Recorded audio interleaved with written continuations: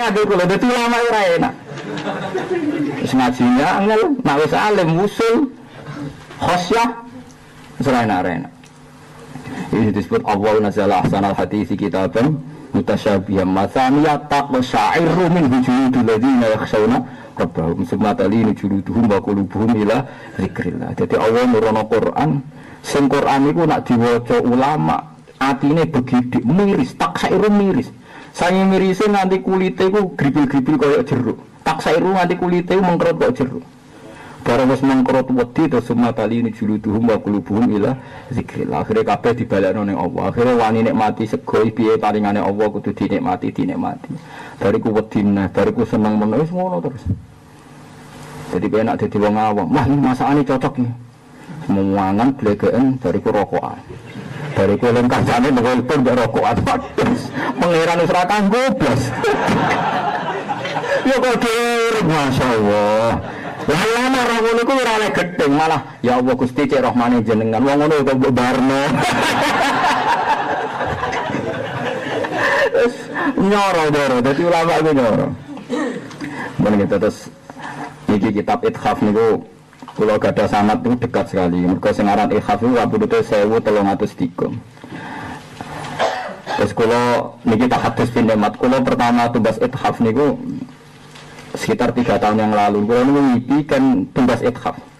Ternyata syaratnya itu dekat sekali karena yang ngarang Ithaf Sayyid Zabidi itu. Ini kalau cerita sanad sithik. Sayyid Zabidi itu punya murid namanya Ki Abdul Manan. Beliau ketika di Mekah itu murid jenenge Ki Abdul Manan.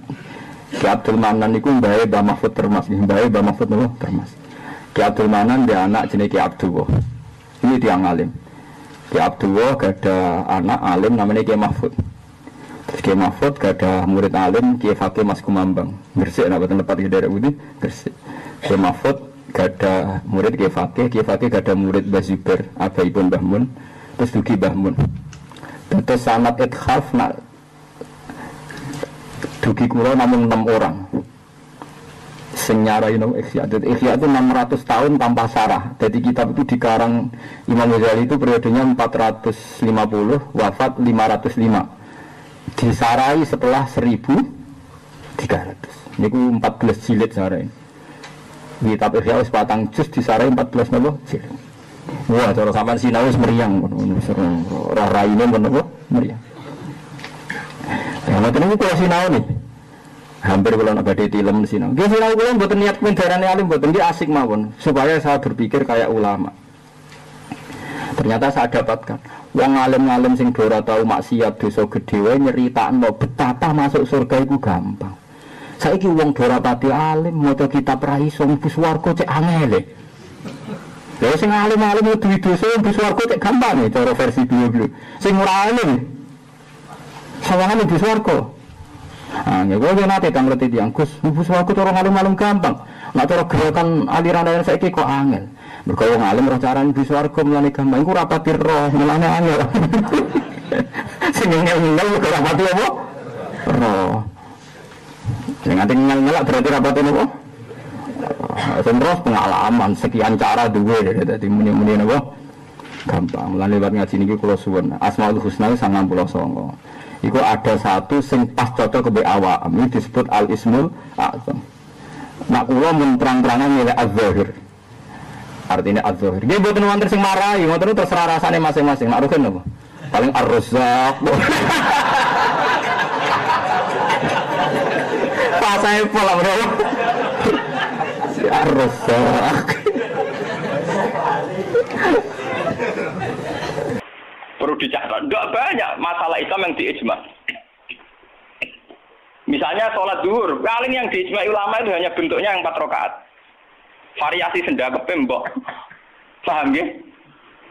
Enggak kok si tangan nggo ning isole udel apa ning iga sing jare ilang mergo dicolong agam keluwen iga dikane sinten? Awak mindol ilahi harus ditutupi nak sendak mbok hadis kondi iku yo pirang-pirang. Paham ya? Oh, nak salat wong Pakistan ngeten kenceng. Wong Nabi nate dawuh nang salat sendak yo diseneni. Maksudnya tanganan beno koyo biasane. Dadi ngeten. Paham. Wong ana hadis nak cara riyen guru kula nate cerita. Nak sholat wong Turki wae jajadan dasinan. Kejare Nabi, kowe nak sholat kudu ala ahsani hayatikum, pada baju terbaik kalian. Sarung identik mbek wong nganggur. Paham ya? Berarti kena sholat sarungan berarti sowan pangeran dengan pakaian pengangguran. Paham ya? Mergo sarung yo go kemulan, go nyolong pelem. Gue tambah dadu. Makanya orang Turki itu meyakini sholat yang baik itu pakai baju kehormatan. Iku sing gue sowan presiden gubernur dulu atau Mesir, tenggene Turki. Wong sholat mesti dadinan celananan. Paham ya?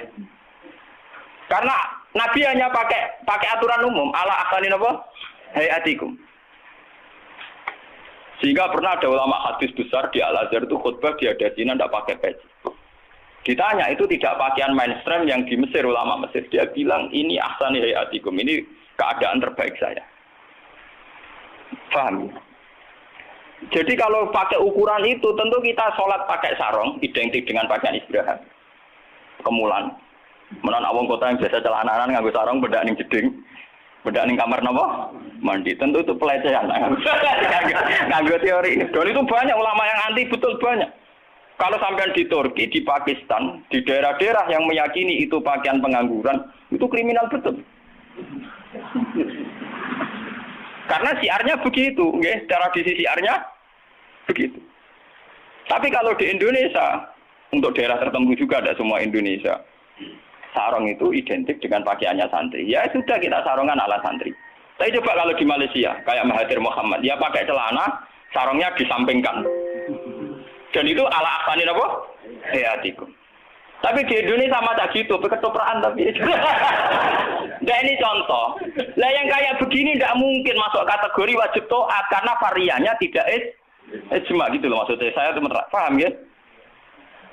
Nggak mungkin kita taat sama guru, sama penguasa yang variannya begini. Karena tidak pada level apa? Ijma. Paham ya? Mulane kula nu tak guling-gilingan, kula ngerti kok santri kula, nak salat cepet.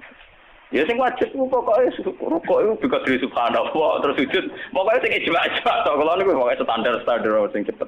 Kula guling-gilingan sunah Nabi mesti tok. Kula sering lambenan putih niku tok guling-gilingan sunah Nabi. Mergo kula cobaan gak mungkin. Daripada ora blas, wae giling-gilingan Nabi seneng pakaian putih, kula seneng putih, ngoten giling-gilingan. Kalau paling rasa seneng klambi batik jujur. Kalau Nabi paling rasa seneng klambi sing corake ruwet. Kalau Nabi nanti diadai batik itu menolak karena corake kenapa keruwetan. Jadi taubun lahu a'lamu cara Indonesia napa? Batik. Makanya itu untuk zina. Biasanya kalau dalam tradisi Islam yang untuk zina itu perempuan, napa? Perempuan. Makanya desain klambi takwa itu tidak ada yang batik karena memang kalau yang kaitan takwa itu identik dengan polos. Niki cerita sunnah loh guys. Artinya tidak ada yang saya kritik biasa apa standar. Nah ini cerita ala asani apa? Ala asani hati. Tetapi yang menjadi masalah, kalau nanti diskusi kiai. Tapi masalahnya ini loh, kelambine wong Indonesia paling dalam kehormatan itu batik. Makanya banyak kiai-kiai yang sholat Jumatan malah milih nganggo batik. Alasannya Jumatan disunatkan pakai putih, kalau tidak baju terbaik. Nah kadang batik itu menempati kasta terbaik. Tapi sebetulnya itu keruwetan. Masalahnya itu ada variannya itu, varian coraknya itu yang lahu ahlam, yang variannya apa? Di keruwetan, apa? Keruwetan. Ya tapi apa-apa, tiga ya apa-apa. Penting ra udah. Lah yang kayak begini itu tidak mungkin menemukan format ijma sehingga tidak mungkin kita wajib toh. Ini catat ya, tidak mungkin kita wajib nopo toh. Sehingga tidak perlu santri Indonesia yang modok Mekah terus mulai jubahan ya nggak perlu.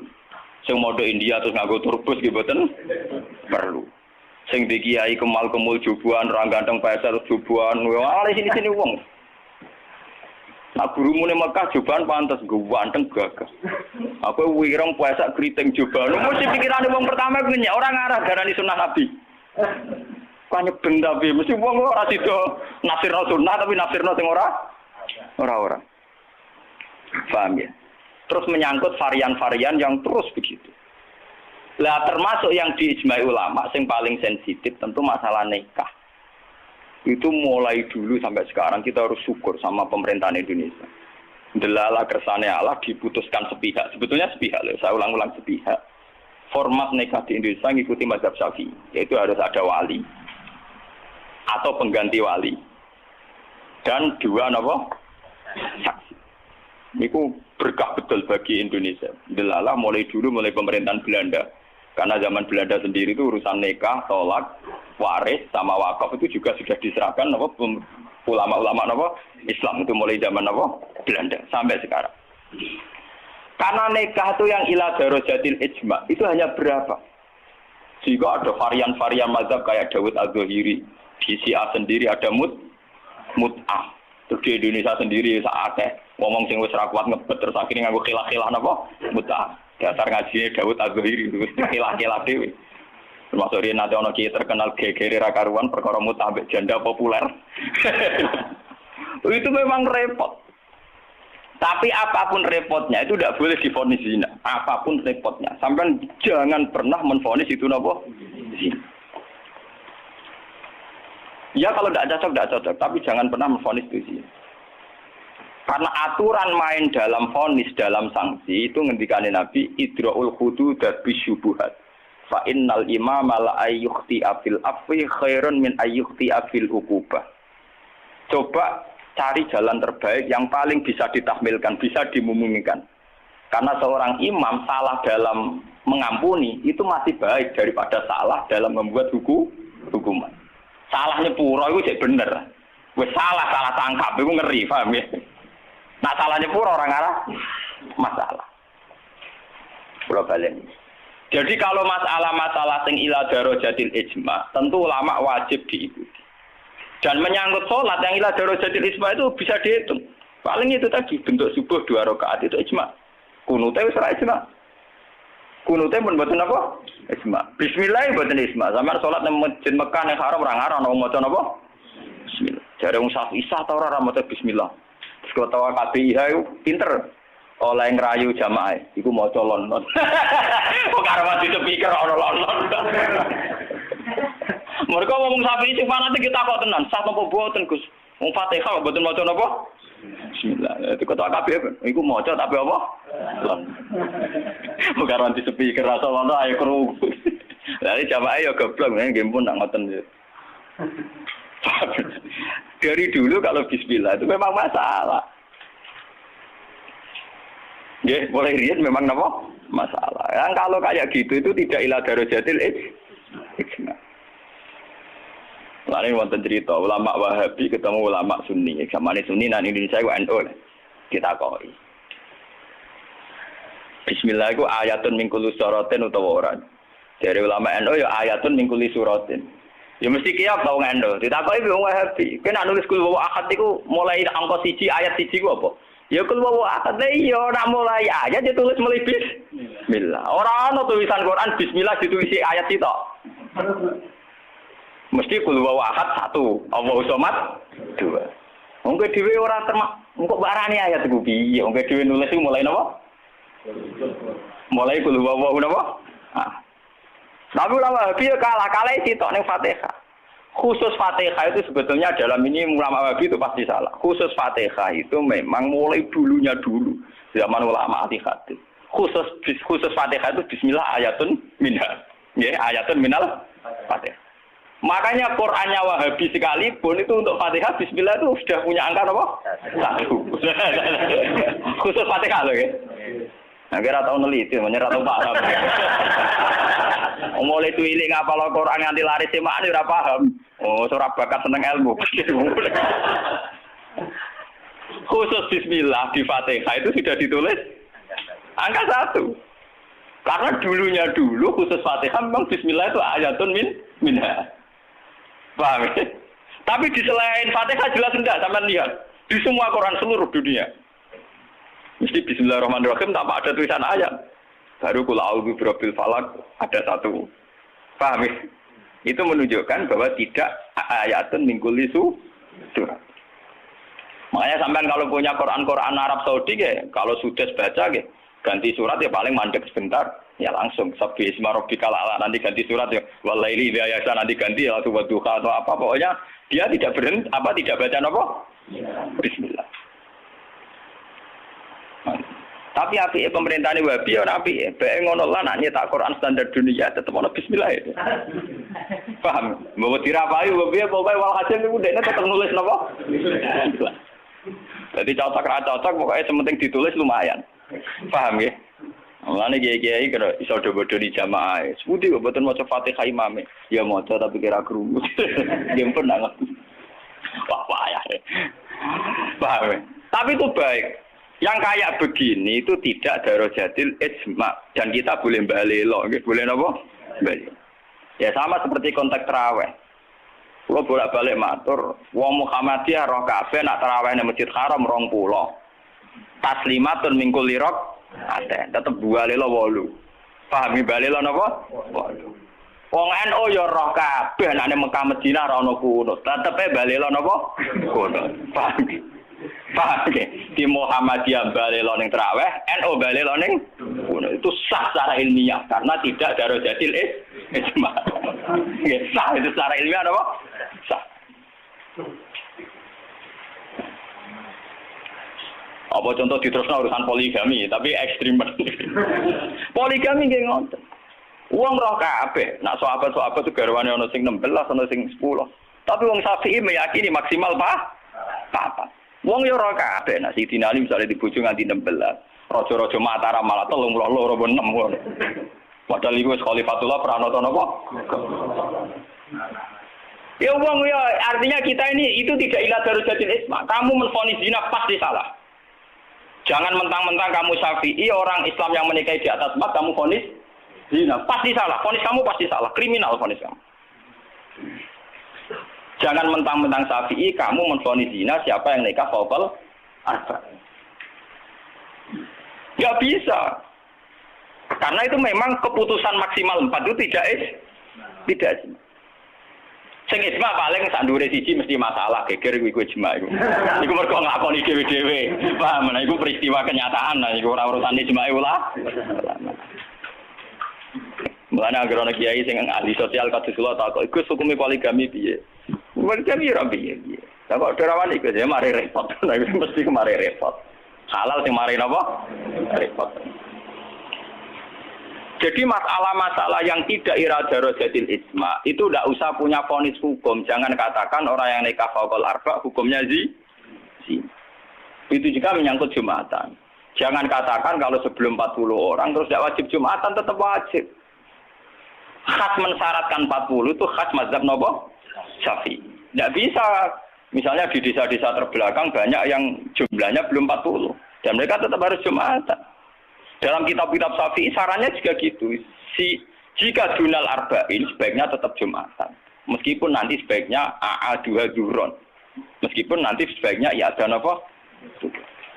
Karena bahaya kalau nanti ada Jumatan disyaratkan nunggu orang 40. Enggak ada dalam tradisi wong latihan berjuang langsung di umat kira 40.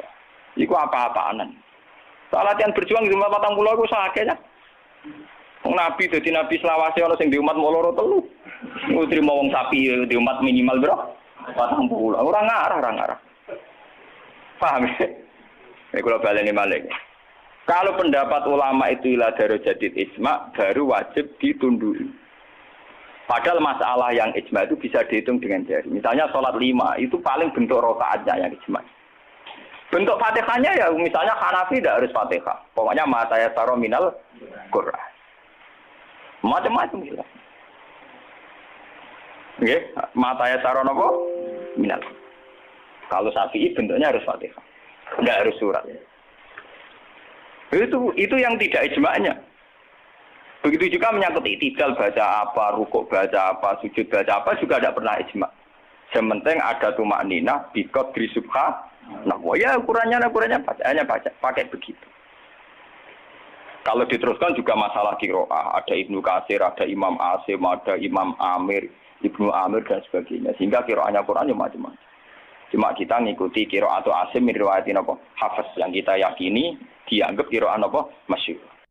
Jadi ini penting. Meskipun kita mungkin nggak bisa melakukan, tapi sampean tahu bahwa Islam secepat ini menyebar di dunia itu barokah fatwane Salman Al Farisi dan beberapa sahabat annal ardo lam tuqaddis ahadan, bahwa bumi itu tidak bisa mensucikan orang. Bukti ini Abu Jahal lahir di Mekah, uripe di Mekah, kelakuannya ora karu-karuan. Sing wong Madinah lahir di Yasrib, pedalaman, jadi sahabat napa Ansor. Semenjak itu sahabat itu gak pati fanatik urip di Mekah. Mulai sahabat akabir sahabat ada yang hidup di Mekah. Mulate sanate Abdullah bin Kasir sing wong Mekah. Tuke Kanjeng Nabi dhisik Imam Asim sing uripe teng Kufah. Lha iku sirine kena apa Imam Asim uripe ning Kufah tapi luwih populer timbang qiraahe napa Ibnu Katsir. Mergo sanate luwih cepet tok Rasulullah sallallahu alaihi wasallam. Iku pangeran dadi kersane ngoten. Lah kowe ora karepe Imam Asim wong ndi ora ora. Ibnu Katsir wong ndi ora ora. Pokoke roe juara untuk hadiah wis. Wong seneng Quran kok ngono tok piye. Mbok gedhingi ku ya dosa, mbok dukung ya tambah dosa wis wis barno. Tapi kayak ben roh duduk perkara. Paham ya, terus kula suwun enggak boleh menafsirkan Quran kecuali dengan hadis sahih. Lah hadis sahih paling masyhur di Bukhari Muslim itu memang Nabi berkali-kali ngendikan la hijrata ba'dal fathi walakin jihadun wa niyatun. Nah begitu juga sekarang ke mall misalnya, orang ngajak anak cucunya ke mall atau ngajak ponakane marung ning warung rada enak, itu juga termasuk jihad dan niat. Ketika sudah menanamkan kalimat tauhid. Saya pernah baca, memang saya benar-benar baca kitab, buatan akal-akalan kula. Ada seorang wali yang akan jadi wali terus sampai mati, ketika tausiah alal ahli, agak longgar pada keluarga. Misalnya begini, ini yang saya alami mawon nggih, mboten saya nyontokno wong liya, sing kula alami. Kula nglatih anak kula salat, wis salat Allahu Akbar. Dan bagi saya Allahu Akbar itu kalimat yang spesial. Anak saya sujud. Ya sudah membaca Subhana Rabbiyal A'la. Itu bagi saya spesial sekali. Tentu kalau sampean memang mukmin betul, mukmin sejati. Kamu enggak usah pakai status itu anak kamu sok ben mangan ta ora itu goblok ya enggak. Itu bodoh sekali kalau kamu pakai status itu. Ini anak saya sudah bisa melafatkan kalimat thayyibah yaitu Allahu Akbar. Sudah bisa sujud. Ini spesial. Sesuatu yang spesial itu harus dipertahankan. Caranya gimana? Minimal seorang anak itu jangan kecewa sama bapaknya. Nah, anak senengi jajan ya jajakno. Nak senengi mangan enak ya mangan enak. Tapi semuanya ini demi mengawal kalimat tauhid dan kebenaran-kebenaran Islam yang kamu tanamkan. Jangan sampai kamu jadi kiai zuhud yang anak dikekang, kemudian anak ini pertama numpak sepeda motor disilai kancane sing ra salat. Pertama nyetel tip yo disilai tanggane sing ra salat. Sampai anak itu terus ngidolakno keluarga sing tidak salat karena lebih sehat kata dia. Sistem ndekne bar magrib untuk TV haram, dolanan haram. Anaknya trauma. Nah, tua-tua anak nakal, mergo mulai cilik ra tau ngidolakno napa bapak. Nah, ini di sini sirinya kenapa semua nabi itu melonggar anaknya. Kanjeng Nabi niku nak salat niku ditumpaki Hasan Husain. Nggih mendel mawon. Dijak salat padahal dijak numpaki Kanjeng Nabi nak pas sujud. Bahkan kabeh ulama rawi mengatakan ketika malaikat Jibril janjian ambek Nabi mboten saged masuk karena ning solowongan tempat sarine Nabi wonten jiruan. Jiruan niku kirek. Anak asu cara mriki no. Kirek. Jiruan niku asu. Mergo Hasan Husain niku dolanan napa? Asu. Saiki mulane anak kula nu dolanan pitik, dolanan wedhus mlebu kamar rata amuk, ijek enteng dhewe dhisik Hasan Husain itu dolanan asu. Tapi itu tadi berangkatnya adalah ngawal tauhid. Jangan sampai anak kita ini kecewa oleh kita. Padahal kita tahu dia sudah punya sesuatu yang spesial yaitu kalimat nopo tauhid. Lagu sing disebut wa ja'alaha kalimatam baqiyatan fi aqibihi la'allahum yarji'un. Kowe nak pancen nabi tenan ulama tenan, kalimat tauhid harus kamu jadikan kalimat yang abadi fi aqibih ning dalam turunan. Itu yang dilakukan Nabi Ibrahim. Makanya Nabi Ibrahim dikatakan bapak tauhid karena dia obsesinya satu. Pokoknya kalimat tauhid harus menjadi kalimat sing abadi fi aqibih ning turunane Ibrahim. Ngeri Nabi. Ismail lu gak paham apa-apa blas tapi dijak bangun Ka'bah. Padahal dia tidak paham. Aris yang sekarang jadi hijir Ismail, kabeh ulama mulai Aris itu dhisik nggon nyancange wedhus Ismail. Ismail ora roh nek iku kota suci. Jadi sing sekarang Hijir Ismail dhisik Aris, omah-omahan nggon wedhuse sinten? Ismail. Ibrahim ora ngloro itu ngi kota suci, meneng ae lho mergo saking moh ngecewakno napa. Tapi lagi-lagi saya itu sendirian, kula nu hormat be anak, tapi nggih diloroi. Bahkan keluarga saya yang lebih tua dibanding saya ngloroi. Anak kok mbok manja mari ngelama. Padahal saya itu tidak pernah manja anak, pikiran saya itu sederhana, saya pasti mati, setiap saat saya mati dan yang meneruskan tauhid itu pasti anak saya karena saya mati. Ya tapi ya itu memang enggak populer. Bojoku kan tak tanam, jogeman wani anak kualat kita omongin. Jadi memang kan enggak lazim, tapi saya tanamkan terus. Jogeman ke wani anak napa kualat. Umumnya orang kan bilang anak jawani wong tua kualat. Ra iso cara anak iku urung mukallaf. Jadi gak bakal kualat nek wadiku wong rong kena hukum. Artinya statusnya dia tidak punya dosa kan indah wah. Kowe dosa wis pek. Jadi cara kula wong tua wani anak sing kualat ora kok. Anak wani wong tua. Dan ini ada aliran sesat, ini yang benar itu menurut saya. Karena anak belum mukallaf kan? Paham ya? Jadi kula suwon latihlah sekuat-kuatnya. La ilaha illallah itu kalimat yang spesial. Mulane kula nu ora seneng wong khawarij.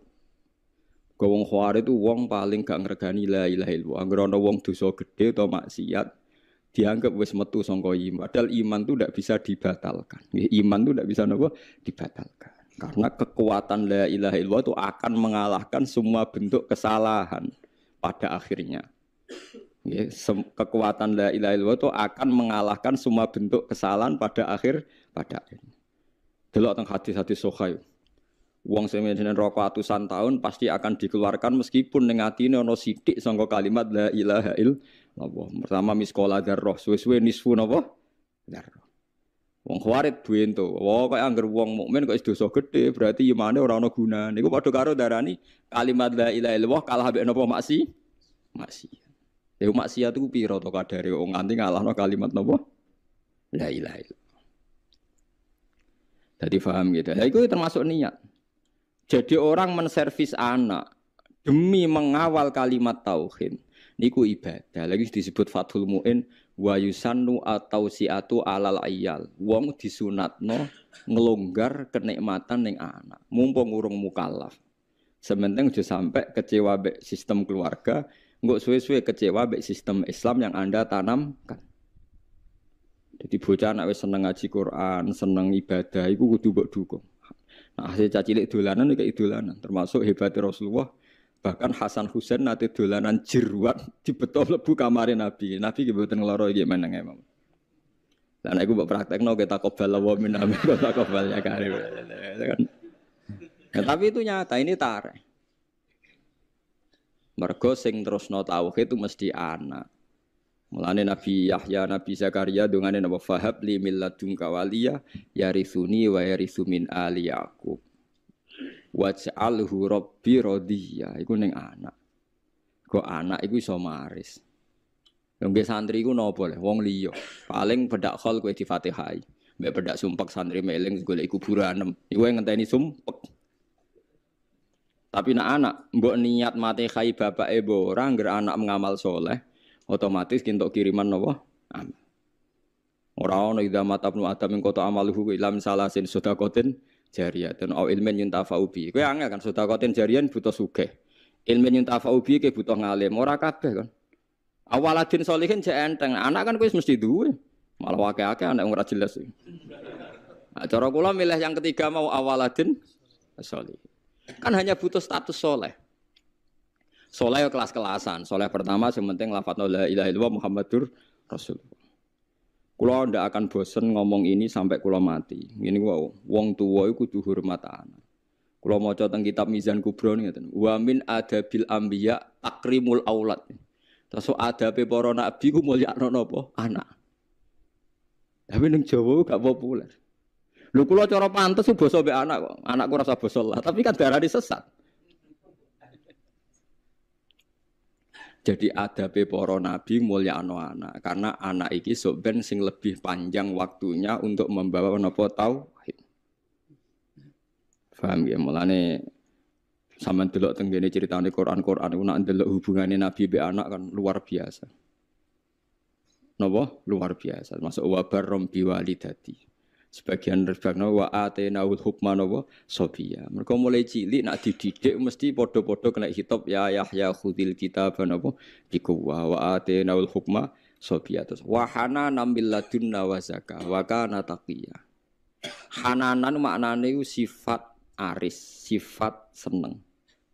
Hanan maknane seneng nyaman. Jadi hubungannya anak mbek wong tua kudu nyaman. Tapi nyamane ora krana nafsu tapi sudah diikat kalimat